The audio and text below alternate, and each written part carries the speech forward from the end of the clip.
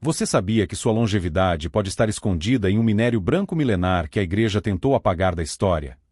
Cansado de envelhecer sem entender os segredos por trás da vida longa dos antigos? O que os reptilianos estão escondendo nas bases subterrâneas que pode revelar sua verdadeira origem? Bem-vindo de volta. Audiolivro. Anunnakis. Os deuses astronautas. Anabel Sampaio. Capítulo 18. A raça reptiliana. Os reptilianos são seres físicos com necessidades biológicas, sangue e vísceras de animais, e energéticas sugadas do homem. De acordo com sua espécie, a hierarquia é demarcada pelo tamanho de suas asas e de sua cauda. A classe de guerreiros ou plebe possui cauda menor. Quanto maior a cauda, maior é a hierarquia. A cauda longa combinando com as asas nas costas indicam que pertence à realeza. Na atualidade, eles já se infiltraram na sequência genética de algumas famílias. Ou seja, eles já nascem miscigenados, com corpo de homem. Eles se infiltram nas famílias por meio da escolha seletiva de genótipos que eles consideram um seleto padrão sequencial genético. Eles têm monitorado e melhorado geneticamente essas famílias mediante hibridações, fazendo melhorias como o aumento gradativo do perímetro craniano. Assim, existe espalhada pela Terra uma raça humana híbrida selecionada, que possui saltos estruturais e melhoria de suas faculdades físicas e mentais. Essas mudanças genéticas ou codificações já foram feitas inúmeras vezes desde que eles selecionaram esses genótipos que atravessam gerações. Enquanto isso, a intenção é exterminar pouco a pouco a população que não seja selecionada por eles, mantendo os descendentes dos seres humanos mais aprimorados. Para os reptilianos, a humanidade é como um lixo genético que poderá ser excluída a qualquer momento. Entretanto, eles ainda precisam concluir seus projetos de desenvolvimento de uma raça aprimorada antes de pensar em excluir os homens que não passam no crivo de qualidade deles. Eles continuam se abastecendo de energias produzidas por nossas emoções e, principalmente, pela violência humana, que constitui uma ótima guarnição energética para eles. Quanto mais o mundo se tornar violento, com práticas sexuais distorcidas como pedofilia, mais eles se tornarão fortes. Quanto maior for o derramamento de sangue, mais eles se tornarão energeticamente saciados. O aumento da violência urbana certamente tem uma forte influência reptiliana. O fato é que os reptilianos encontram seres humanos que estão dispostos a negociar com eles em troca da tecnologia que eles possuem. Vários campos governamentais se tornaram experimentos de reptilianos. Seriam os campos de concentrações nazistas os primeiros canteiros de formação dessa raça, por meio de laboratórios de engenharia genética? Sabemos que as experiências com seres humanos no Holocausto resultaram em morte, desfiguração ou incapacidade permanente nos campos de concentração de Auschwitz e em outros campos. Os médicos Eduard Wirtz e Joseph Mengele realizaram experimentos em crianças em 1.500 gêmeos, dos quais apenas 200 sobreviveram. Seria a conduta esdrúxula de Adolf Hitler resultado de uma manipulação por um reptiliano? Hitler pode ter sofrido um processo de inculcação, no qual forças alienígenas expulsam para fora da mente do governante a consciência e a individualidade. Em seguida, eles a substituem pela inteligência artificial inserida na mente do governante, a fim de executar operações extremas legitimando seus interesses. A verdade é que os reptilianos continuam programando constantemente estrutura de cultura e crença religiosa para a manutenção de uma mente grupal, em que os homens são unidos em um pensamento único e de fácil condução ao longo dos séculos. Eles contribuem para que os homens tenham uma visão míope e acidental de toda sua trajetória na história envolvendo religião e filosofia. Quase tudo que o homem acredita foi moldado para limitar sua consciência. O sistema educacional ortodoxo impõe uma versão de história sobre o início de nossa civilização e o transcurso da mesma. A ciência e a religião foram planejadas por aqueles que detêm o poder sobre o mundo. Suas principais atuações são análise de seletas sequências de genes humanos por meio de multigerações de linhagens humanas para apurar um seleto padrão sequencial genético. Codificação genética em famílias de seres humanos para a criação de genótipos dentro da raça humana. Isso tem sido feito mais de 60 vezes desde que a raça humana foi criada. Constante monitoramento de espécies de vida na Terra. Desenvolvimento e aperfeiçoamento da raça humana por hibridação e revitalização da estrutura genética humana. A forma humana está se transformando pouco a pouco. Já foi comprovado que o perímetro craniano humano está aumentando. Criação de uma raça humana híbrida gerando saltos estruturais humanos, exterminando pouco a pouco a população que não seja selecionada como uma raça mais aprimorada geneticamente. Que raça aprimorada é essa? A raça ariana tão almejada por Adolf Hitler? Seriam os campos de concentração nazistas os primeiros canteiros de formação dessa raça, por meio de laboratórios de engenharia genética. Capítulo 19. Características de algumas raças extraterrestres. Pousou o busto, mas a disforme cauda manteve suspensa no vazio do abismo. O rosto e as feições na harmonia da forma e na maciez da pele de homem justo pareciam. De serpente era todo, mais do corpo. A Divina Comédia, Dante Alighieri. Os alienígenas são como máculas no mundo, ostentando pausados olhos sobre o que pertence ao homem. Como podem ter se alastrado sem que notássemos a presença deles? Em nosso planeta habita um amplo espectro de seres extraterrestres de variados níveis de densidade, que coabitam com o homem. A diferença entre eles é a frequência vibracional, colocando-os em um nível inferior de espiritualidade em relação ao homem. Todavia, existem também os extraterrestres superiores que estão em guarita para nos proteger da armadilha em que fomos colocados. Os alienígenas malévolos possuem diferentes hierarquias e estão divididos em organizados grupos raciais. Todos focando um único objetivo: o domínio de nosso planeta. Trabalham em comum acordo obedecendo a uma raça elitizada de alienígena, mantendo um relacionamento amistoso entre eles, em obediência a uma raça que está no controle absoluto da missão. Entretanto, a estrutura social das raças está interligada a uma complexa memória e comunicação grupal. Eles pensam coletivamente, comunicam-se coletivamente e agrupam-se mentalmente, de modo que não temos a capacidade de entender. Todavia, eles cumprem suas obrigações com muita disciplina, cooperam com grandes nações, fazem pactos tecnológicos e cumprem contratos pré-estabelecidos com homens.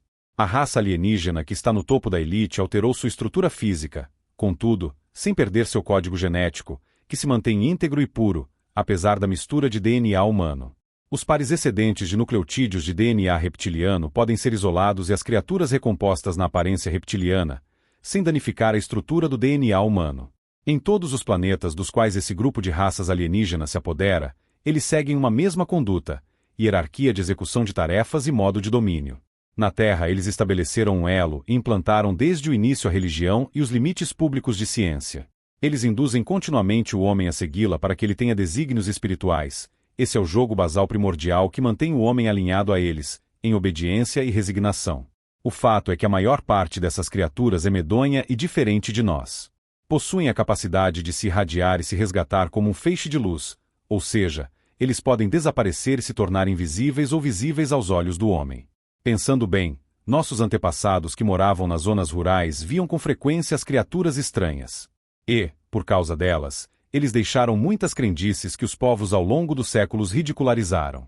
Quem pode garantir que os alienígenas que viveram aqui não eram os sacis e os lobisomens, cuja verdade se transformou em folclore? Abaixo, descreverei algumas raças alienígenas. 1. Ipsats. Eles sofreram adaptações genéticas para se assemelharem aos seres humanos. Pertencem ao grupo Irmandade da Serpente. Estão presentes em maior número nas bases subterrâneas ou infiltrados nos governos, nas sociedades secretas e em todos os órgãos militares, religiosos, sociais, filantrópicos, econômicos e outros. 2. Dracos. São os vampiros que existiram na Idade Média. Eles pertenciam à raça serpente. Sua simbologia é a serpente alada. Na atualidade, eles possuem uma forma humanoide e reptiliana de herança. São caracterizados por possuírem asas especiais que consistem em lapelas apoiadas por extensas nervuras, sendo bastante flexíveis. Todavia, nem todos possuem asas. Quanto maior a asa, melhor é a categoria profissional. A ausência de asas indica que pertence à classe operária. São seres de temperatura corporal baixa, necessitando de meio especial para manterem a temperatura corporal equilibrada. Possuem no corpo escamas de conteúdo metálico com grande quantidade de pigmentação cobalto para auxiliar no controle ambiental. Estas acabam por substituir as glândulas sudoríparas. Seus olhos são como olhos de gato, duas narinas finalizando em um pequeno focinho, a boca em fendas com dentes. Figura 41, Dracos. Muitos deles não possuem órgãos sexuais externos. Os Dracos têm interagido com o homem desde os primórdios da criação, constando muitas referências sobre eles nos escritos babilônicos, do Egito, da Índia e da América. Sempre usam o distintivo com a insígnia de uma serpente alada. Alguns deles possuem uma visão pineal e são telepáticos. Conseguem transitar facilmente na escuridão, emitindo uma luz azulada. São perigosos. São eles que permanecem na superfície da Terra nutrindo dose de energia nuclear e da essência energética do ser humano. Eles também interagem com os governos de grandes potências por meio de sociedades secretas e dentro de complexos governamentais militares. 3. Greys. Os Greys são conhecidos por serem cinza graças à coloração de sua pele, que possui uma pigmentação metálica com traços de cor cobalto. A variação na cor da pele da raça parece ser ampla, vai desde o cinza azulado até o marrom, variando de acordo com seu estado de saúde. A cor da pele sempre muda depois que eles se nutrem, porém a pele é sempre elástica e rígida. Figura 42, Greys. Seus olhos são grandes e amendoados. Os olhos fazem com que tenham uma visão por intermédio da luz ultravioleta, enxergando perfeitamente no escuro. Seu ritmo cardíaco é rápido, mas eles o controlam como desejam. Muitos possuem órgãos sexuais externos, outros não. São seres magros e franzinos, e frequentemente possuem alguma deformidade em membros inferiores ou superiores por causa da degradação de sua estrutura genética. Essa deformidade ocorre pela dificuldade em replicar seu DNA, funcionando basicamente com o sistema RNA. Eles possuem a cabeça larga, desproporcionalmente maior em relação ao corpo. A capacidade cerebral deles é estimada entre 2.500 e 3.500 centímetros cúbicos, comparado com 1.300 centímetros cúbicos para o ser humano. A relação do tamanho de sua cabeça está para o corpo como um feto humano de 6 meses de idade. Seus cérebros são bem maiores do que os dos seres humanos, com matéria neural artificialmente acrescida de memórias artificiais. A capacidade cerebral é estimada entre 2.500 e 3.500 centímetros cúbicos, comparado com 1.300 centímetros cúbicos para o ser humano normal. Possuem geralmente 1,30 metros de altura. Sua boca é uma pequena fissura. Eles possuem orifícios pequenos nos lugares do nariz e das orelhas, ausência de pelos e cabelos, mãos com 4 dedos finos e longos, ligados por uma camada de pele, ausência do polegar. Os pés são como garras contendo 4 dedos. Os Greys possuem um forte odor que se assemelha ao odor de canela mentolada. Emitem constantemente um barulho semelhante a um chiado eletrônico, pois são clones grupalmente monitorados por um sistema sofisticado de memória eletrônica. Eles conseguem inserir padrões de memórias e consciências dentro das mentes dos homens. Eles apresentam as mais variadas formas de consciências e densidades, variando segundo sua subraça. Sobem à superfície da Terra em busca de alimentos energéticos e vísceras de bois, caso as autoridades governamentais não mantenham um abastecimento suficiente para suas necessidades. Os seres cinzas consistem a maior parte dos seres extraterrestres que trabalham nas bases subterrâneas. Eles não possuem aparelho digestivo. Seu processo digestivo se processa pela absorção da pele e mucosas. Para se nutrirem com rapidez, eles colocam a mão no sangue de animais, que serve como uma esponja. Para isso, eles mutilam gados de forma que há uma grande drenagem de sangue do animal. São os conhecidos chupacabras, em virtude das mutilações e a morte de gados, principalmente cabras, relatadas pela imprensa. Entretanto, após anos de mutilações de gados em pastos, os governos fizeram acordos com eles prometendo abastecer continuamente as bases subterrâneas com sangue e órgãos bovinos, de modo que eles não necessitem mais atacar gados nem seres humanos, como já aconteceu no passado. Suas excretas são realizadas também pela pele. Do material genético de mamíferos são extraídas as misturas de DNA e RNA que contribuirão para fortalecer a estrutura genética da raça Grey. As mutilações de animais fornecem distintos tipos de tecidos de que eles necessitam para melhorar sua performance de excreção e absorção. Algumas de suas experiências genéticas são realizadas pela inserção de genomas em uma matriz disforme de uma porção de carne de mamífero. Por meios eletromagnéticos, eles fazem surgir membros de acordo com o genoma nessa porção de carne disforme, ou seja, braços e pernas e outras partes corpóreas.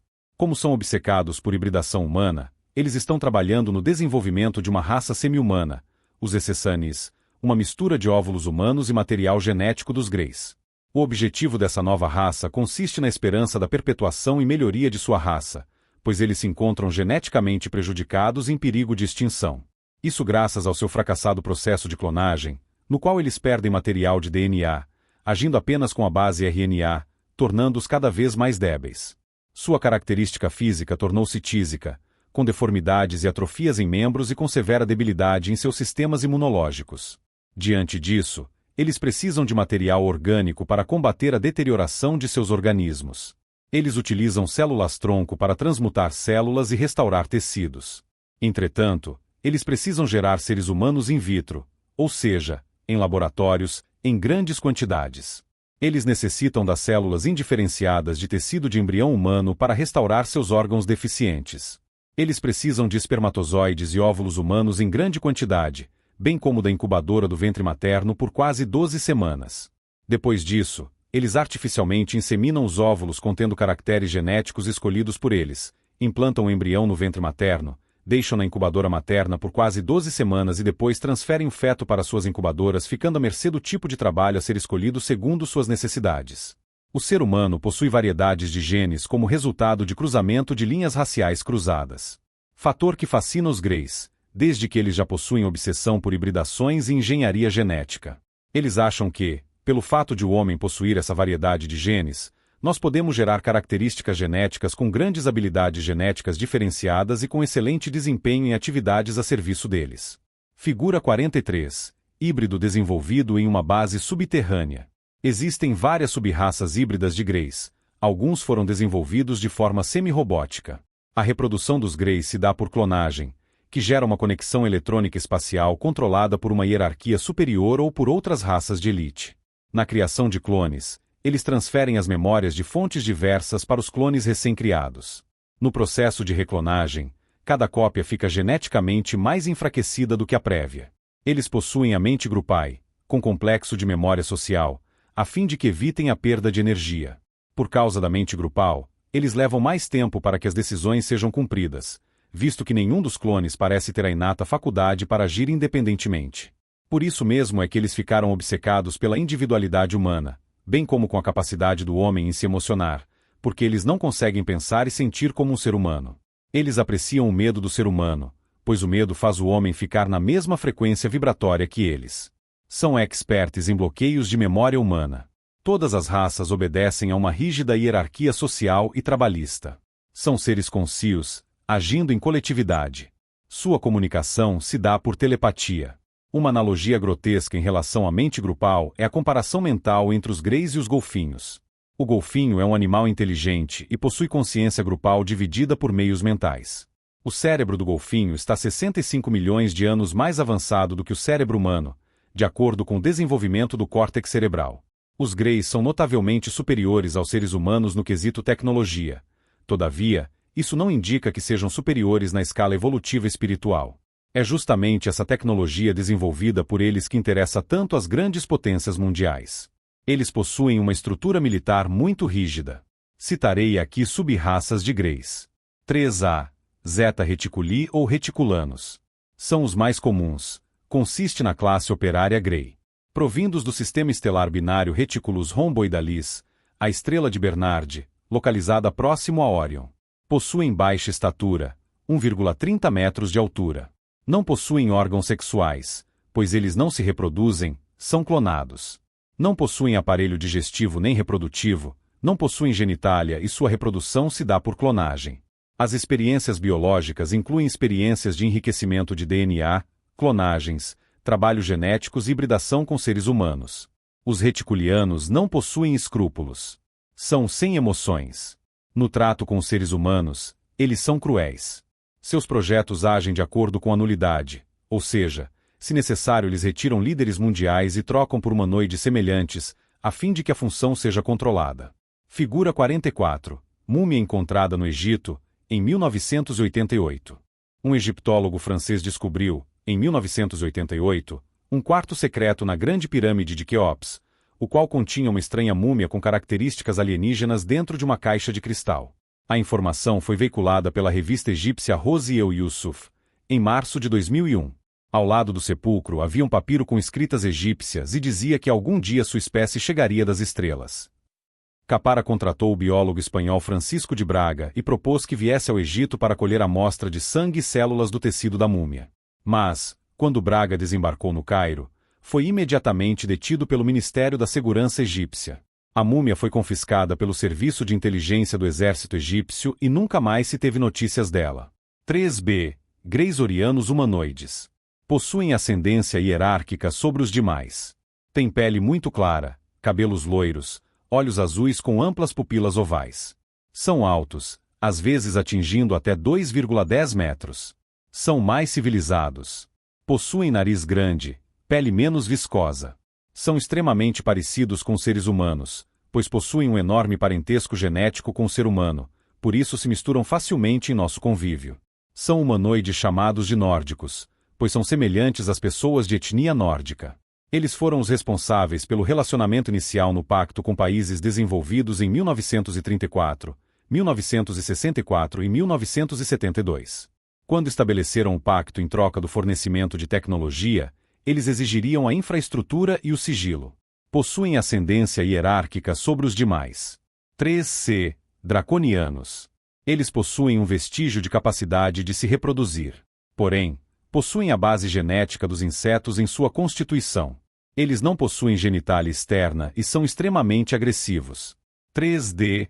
Alfa-draconianos. Possuem de 2 metros a 7 metros de altura.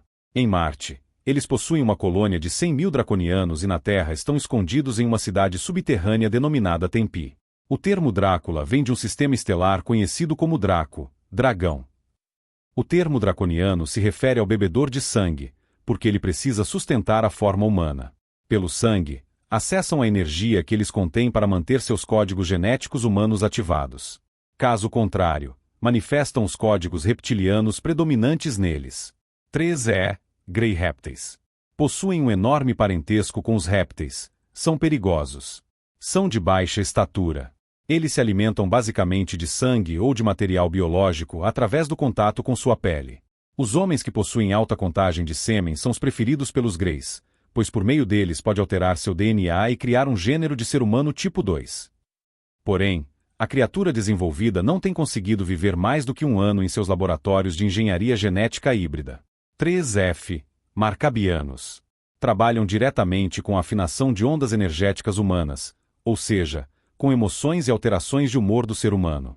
A especialidade deles é utilizar aparelhos radiônicos inseridos no ser humano escolhido por eles. Os seres marcabianos utilizam o sexo, as drogas, a dor e o medo como elementos para extrair o que eles necessitam. Para obter a potência máxima de exortação de energia humana, esses seres excitam sexualmente casais que são atraídos para desvios e aberrações sexuais. São eles que estão atrás dos numerosos casos cada vez mais frequentes de pedofilia. Essas aberrações humanas são traduzidas via multiplicadores de frequências eletromagnéticas e guiadas na direção de seus centros de focos de consciência. Capítulo 20. O Maná. Abraão viveu 600 anos. Alguns personagens bíblicos viveram em torno de 900 anos. Sara engravidou com 90 anos de idade. Por que iremos interpretar a Bíblia de forma diferente, se o tempo decorrido foi mensurado como hoje em dia? A verdade é essa. Não há argumentos para contrariar a forma de contar os anos dos personagens bíblicos nos 4.000 anos que decorreram entre Adão e Jesus Cristo. Qual foi o segredo da vida longa dos homens da antiguidade? Em capítulos anteriores, citei que os pleiadenses encontraram na Terra o minério que eles procuravam para fazer um anteparo de proteção na atmosfera de seu planeta de origem. Desde 1009 a.C., na época do rei Salomão, filho de David, existiam as escolas de alquimia, onde eram revelados os segredos das antigas tradições. Um desses segredos era o da sabedoria alquímica ou segredo da vida longa e da juventude. A história afirma que o rei Salomão era portador de uma sabedoria alquímica, um segredo denominado segredo do ouro de Ofir ou pedra de fogo. Esse segredo foi passado pelos antigos deuses da antiguidade. A princípio, esse segredo foi mencionado no livro de Toto, nos segredos de Tritemius, nos manuscritos de John Day, nos manuscritos do professor Filipov, nos manuscritos de Voynich, nas tanzas de Dzian e em outros livros importantes da história. Todavia, nos últimos séculos, a humanidade foi impedida de ter conhecimento sobre a sabedoria das antigas tradições. Esse segredo incomodava tanto a Igreja de Roma que ela instaurou as cruzadas para eliminar as provas de sua existência. Eles recolheram objetos sagrados, queimaram bibliotecas como a de Alexandria e outras. A Santa Inquisição calou os sábios, feiticeiros e quem soubesse dessa alquimia. Tudo em nome da fé e da lei religiosa. O segredo chegou a ser um incômodo tão grande para a Igreja que ela declarou no Concílio de Trento, em 1547, que a sabedoria do Graal era uma heresia não oficial. Aliás, tudo que estava ligado a esse segredo era considerado uma heresia, motivo para ser queimado na fogueira santa. Entretanto, esse segredo prevaleceu para uma minoria, que se calou para a humanidade. Trata-se do segredo da pedra filosofal, o ouro monoatômico, e a variável de seu estado de matéria, o maná. O maná, tão citado na Bíblia, foi banido do mundo. Quem poderia ter escondido o maná das novas gerações? Vários textos mesopotâmicos comentam sobre a ingestão do ouro pelos reis da antiguidade. Entretanto, que tipo de ouro podia ser ingerido? Trata-se de um tipo de ouro especial chamado pó de projeção, matéria-prima do maná, tão citado nos antigos textos judeus de crença mística, o Zohar. Os antigos textos do Zohar descrevem com detalhes uma máquina utilizada na antiguidade para se fazer o maná. Moisés conduziu seu povo pelo deserto durante 40 anos alimentando-se exclusivamente do maná. É provável que essa máquina tenha sido carregada pelos judeus durante 40 anos pelo deserto. O ouro era beneficiado pelo ar úmido, misturado com algas verdes e tratado com energia provinda de um reator nuclear pequeno. A máquina de maná produzia alimentos semelhantes aos consumidos pelos astronautas contemporâneos durante suas viagens espaciais. Nos primórdios, esse minério era encontrado em abundância na Terra. Porém, os extraterrestres e os reis da antiguidade os consumiram tanto que ele se extinguiu. Entretanto, em meados de 1980, apareceu uma fonte desse minério na fazenda de um norte-americano, no Novo México, que tratou logo de patenteá-la. Assim que as autoridades norte-americanas souberam do achado, multaram esse fazendeiro em milhões de dólares, alegando transtornos ao meio ambiente. Em consequência, sua fonte foi fechada por órgãos norte-americanos responsáveis pela proteção do meio ambiente. O fazendeiro foi severamente calado e punido pelos membros da administração mundial, que, obviamente, não tem interesse que a humanidade venha saber dessa fonte mineral. A mídia se calou em relação a esse fato. Poucas fontes de informações foram preservadas sobre o ouro monoatômico e isso foi proposital. Se existem outras fontes desse minério pelo mundo, os governos secretos já se apoderaram delas. Os pleiadenses foram obcecados por esse minério, pois por seu intermédio os homens poderiam obter a vida longa. O ouro monoatômico é o elixir da juventude, da sabedoria e da longevidade. Ele seria capaz de nos trazer também a imortalidade?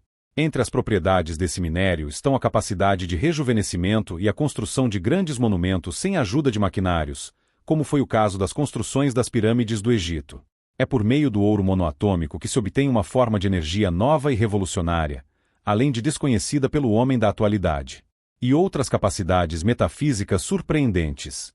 Havia duas espécies de pedra de tal virtude que uma delas nunca queimaria, e essa era chamada pedra marbil, e a outra não afundaria na água, chamada látris.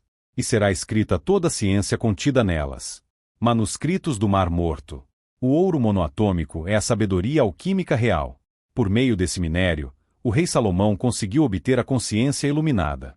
Quando processado, esse minério se transformava no maná de Moisés, o pó de MFKZT dos artesãos do templo de Serabit, os grandes da Casa do Ouro, transmutando a ignorância de um rei em lingote de ouro espiritual. Na Suméria, esse minério era conhecido como adamas, também chamado de Sheinana, pedra de fogo, ou MFKZT. Nada mais é que a pedra Graal ou pedra de Setetia do rei Salomão. Um minério que foi utilizado como dispositivo de levitação no Sanctum Sanctorum, no Templo de Jerusalém, capacitando a Arca da Aliança a levitar 2 dedos do chão. Quando o ouro monoatômico é aquecido a 850 graus centígrados, ele perde seu peso, levitando. Ele é monoperpétuo e possui o efeito de esvaecimento, no qual uma substância emparelhada ao lado de seu recipiente desaparece ou é transportada para outra dimensão.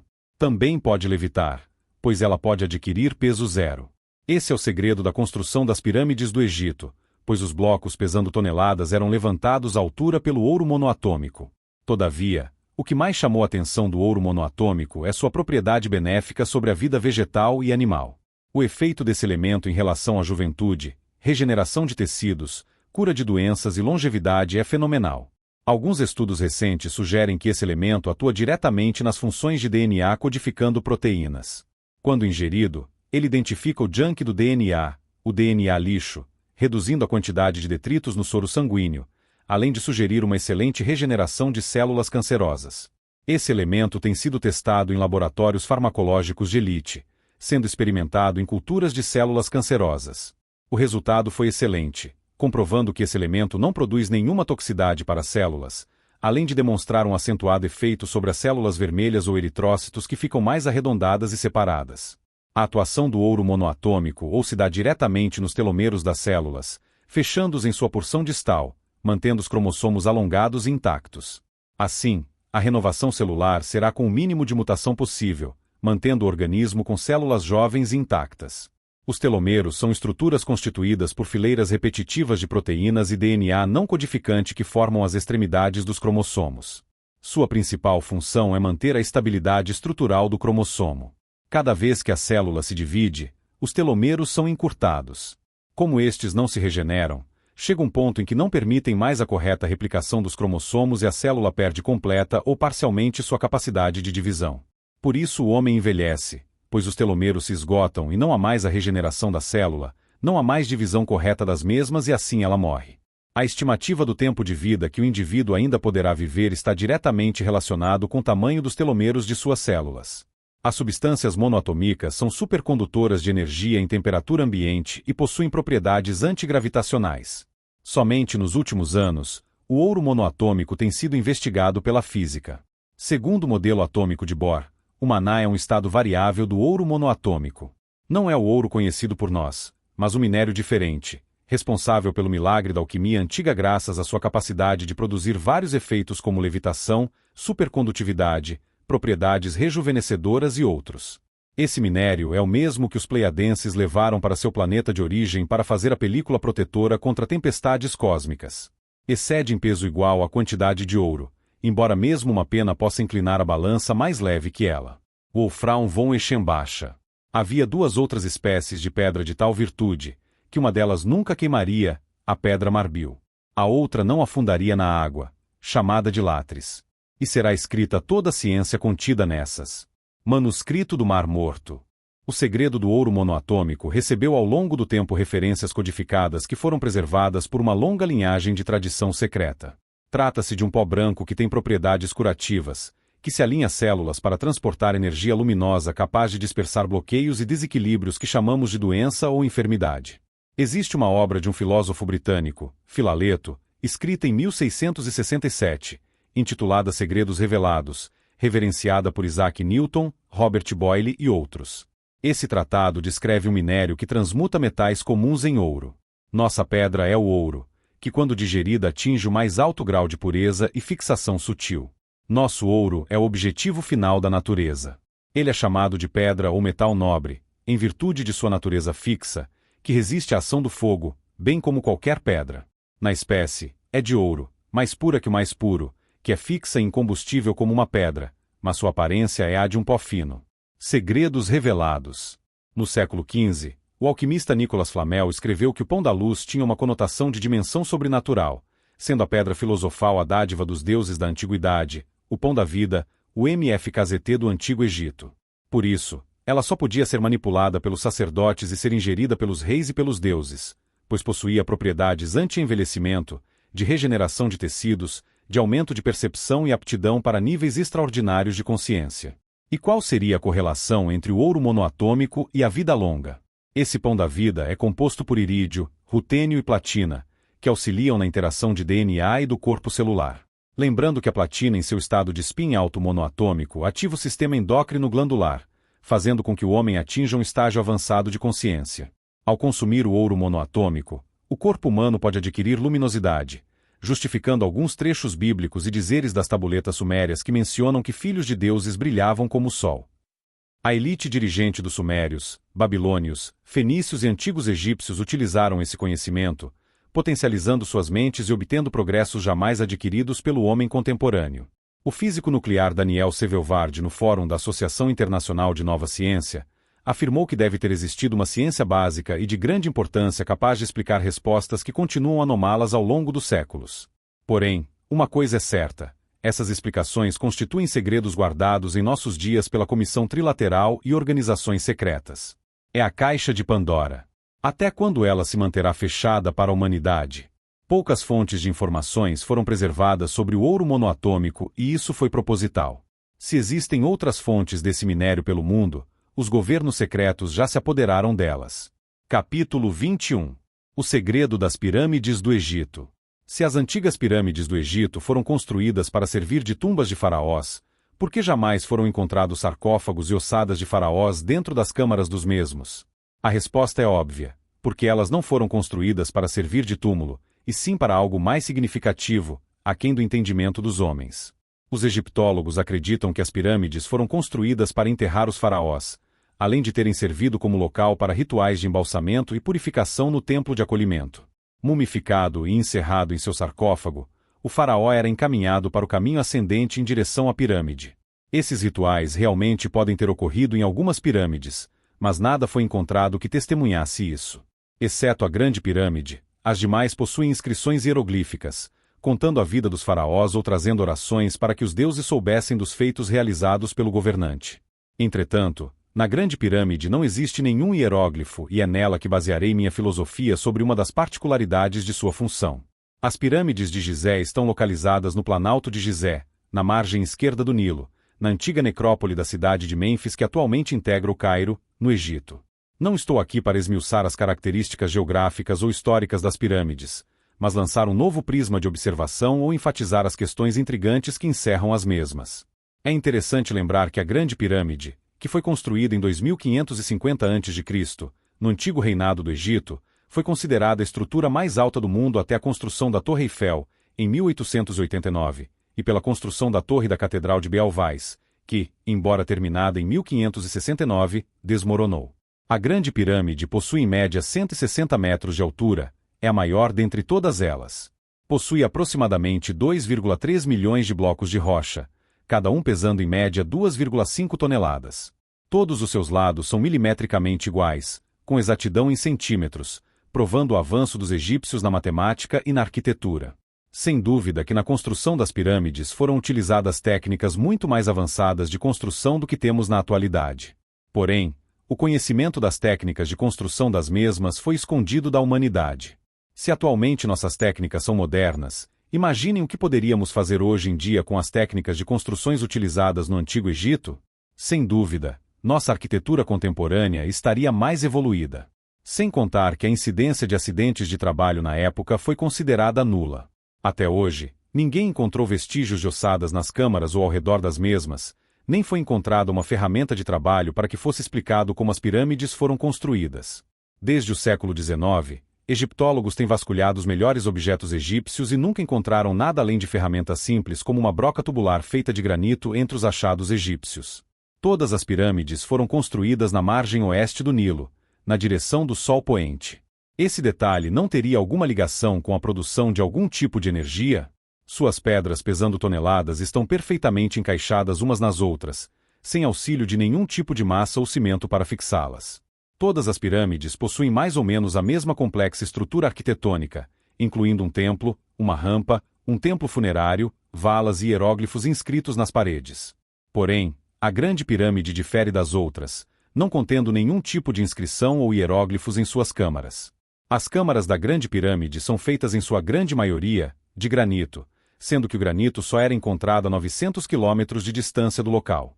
Como os antigos egípcios conseguiam transportá-los até Gizé? A maior parte do interior das câmaras é de granito vermelho e outras rochas. A Grande Pirâmide tem duas entradas e ambas têm cerca de 12 metros a leste do ponto central de sua face norte. Na verdade, são como labirintos ou corredores em declive paralelos, aparentemente, como diversas chaminés inclinadas e precisamente construídas que descem pela estrutura da pirâmide, até penetrar na rocha, tornando-se horizontal e desembocando no centro do monumento. Atualmente, não seria tão fácil construí-las. As especulações são: como elas foram construídas? Qual é a sua função? Quantos homens seriam necessários para construí-las atualmente, sendo que elas foram construídas em sua maioria ao mesmo tempo? Enigmas que ainda não foram decifrados, pois os egípcios não deixaram referências de como ergueram seus enormes monumentos e, principalmente, como cortaram com tanta precisão todos os blocos utilizados nas obras. Especula-se que esses cortes nas pedras só poderiam ter sido feitos com auxílio de aço, porém naquela época não existia aço. Ou, talvez, basalto ou outro granito para cortar as peças. O fato é que técnicas mais laboriosas foram utilizadas. Não havia nenhum diamante no Antigo Egito, então não foi utilizado também. Pesquisei em textos mesopotâmicos, e fazendo uma coligação entre as informações, cheguei a uma conclusão razoável e menos perdida do que as demais, e é nessa versão que eu acredito piamente. Como foram construídas as pirâmides do Egito? As pirâmides do Egito foram construídas por meio do minério encontrado na Terra pelos extraterrestres, o ouro monoatômico, o ouro esbranquiçado que deu aos antepassados o segredo das grandes construções do Egito. Os artesãos do templo foram os possuidores dos segredos de pilares, parte integrante do segredo das grandes construções do Egito, que consistia na utilização desse minério para cortar todas as pedras em tamanhos perfeitamente iguais, além do transporte de pedras pesando toneladas para quilômetros de distância de seu destino. Denominei em meu primeiro livro, Efeito Exilis, de pedra exilis o minério que era abundantemente encontrado na Terra quando os extraterrestres aqui chegaram. A pedra exilis é rica em irídio, um elemento de transição da tabela periódica com alto spin, ou seja, ao redor de seu núcleo há um grande número de blindagem positiva e os elétrons giram mais afastados, embora na mesma direção. Quando esses elétrons estão perfeitamente correlacionados, eles convergem em luz branca e se desfragmentam, transformando-se em pó monoatômico branco, o maná conhecido nos textos judeus do Zohar, nos textos mesopotâmicos e nos trechos bíblicos. Em contínuas sequências de aquecimento e resfriamento, seu peso aumenta e diminui centenas de vezes, até ficar 56% menor do que era antes. Porém, o que acontece com o resto do peso desse pó branco? Ele é transmutado para outra dimensão além do plano físico, ou seja, o plano de órbita de luz que os antigos chamavam de plano Charon ou campo de MFKZT. Entretanto, esse pó possui uma extraordinária capacidade de supercondutibilidade. Dessa forma, seu peso negativo pode ser transferido para qualquer recipiente que o contém. Isso quer dizer que, se o peso que contém o pó, no caso, podendo ser até um peso negativo capaz de levitar, for encostado em outro objeto, o recipiente poderá transmitir o mesmo peso ao objeto que está encostado no recipiente. Assim, uma pedra que pesa toneladas, se encostada em um recipiente contendo pó monoatômico e com peso menor que zero, faz com que ela adquira o mesmo peso e levite. Por todo esse processo, as pedras que pesavam toneladas puderam ser erguidas à altura sem o auxílio de máquinas, pois passaram a pesar como uma pluma. Além disso, o ouro monoatômico é capaz de cortar precisamente blocos de pedra e moldá-los perfeitamente, fazendo um trabalho que só mesmo uma habilidade tecnológica incrível seria capaz de fazer. Essa precisão do corte das pedras é encontrada não apenas nas pirâmides do Egito, bem como em Tiwanaku, onde existe a Porta do Sol, uma porta cortada em uma única rocha, exibindo a mesma precisão de todos os cortes de outras rochas locais. Esse é o grande segredo das construções do Egito. Após o dilúvio, os sobreviventes procuravam por toda parte pessoas conhecedoras desse segredo, para que fosse reconstruído tudo que as águas destruíram. Esse segredo faz parte das antigas tradições da sabedoria do rei Salomão, incrementadas com práticas iniciáticas de alguns rituais sagrados. O Templo de Jerusalém foi construído por Hiram Abif, o pai da maçonaria, que era portador do grande segredo das construções. A Arca da Aliança continha um dispositivo que a fazia levitar 2 dedos do chão.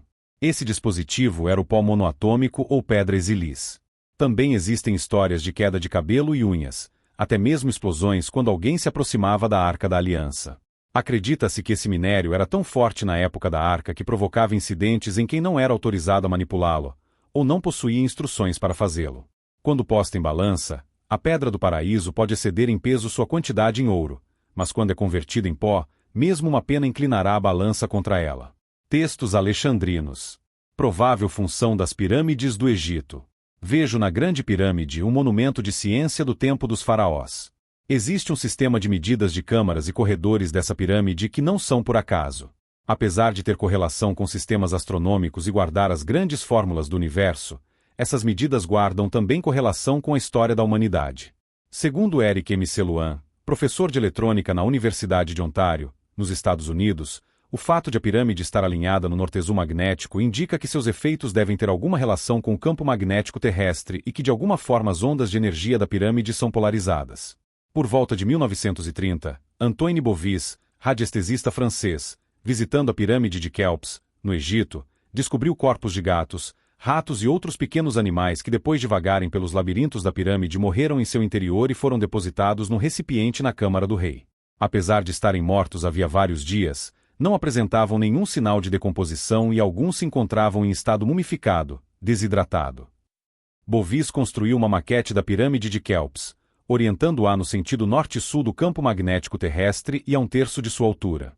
Depois, colocou o cadáver de um gato que se mumificou, conseguindo constatar que o processo de putrefação de um corpo dentro de uma pirâmide é lento. Segundo o pesquisador teosófico americano J. Ralston Skinner, a arquitetura da Grande Pirâmide contém dados proféticos. Tais dados consistem no fato de que todas as linhas de interseção entre os tetos e os corredores falam da época de Moisés, Abraão e outros. De qualquer forma, existem várias versões para o enigma das pirâmides. São versões das mais escalafobéticas. Entretanto, mesmo não sendo conhecedora de física, resolvi arriscar minha opinião, mesmo não tendo argumentos científicos que um físico teria para explicar o que tentarei decifrar a seguir. Sabemos que o hidrogênio é o combustível dos foguetes atuais. No passado, o hidrogênio foi o combustível que ajudou os zeppelins a voarem. Entretanto, as primeiras usinas de hidrogênio foram feitas a partir da extração desse elemento das energias da Terra e transformadas em energia de micro-ondas para depois serem utilizadas. Consiste em um tipo de energia mais barata do que o petróleo e menos poluente do que outros tipos de energia. O hidrogênio é adquirido da terra e da água, bem como de outras fontes, como células. A Grande Pirâmide possuía contato com as profundezas do rio Nilo. Para mover a energia das águas do Nilo, os egípcios utilizaram um hidrolisador natural, que tinha como objetivo separar o hidrogênio e o oxigênio da água do rio Nilo. Mesmo que o hidrogênio não tenha sido capturado pelas águas do Nilo, ele pode ter sido obtido por meio da energia da Terra nas câmeras da Grande Pirâmide. Essas energias eram coletadas na forma de micro-ondas. Em outras palavras, funcionava como um meio de retirar energia do solo, muito utilizado em outros obeliscos construídos nessa época, que consistiam em torres de granito de tamanhos especiais com cristal em seu ápice. Outro tipo de extração de energia dos faraós do Egito pode ter sido a geração de energia obtida pelo ápice das pirâmides e raios de satélites em órbita, gerando campos magnéticos em rotação.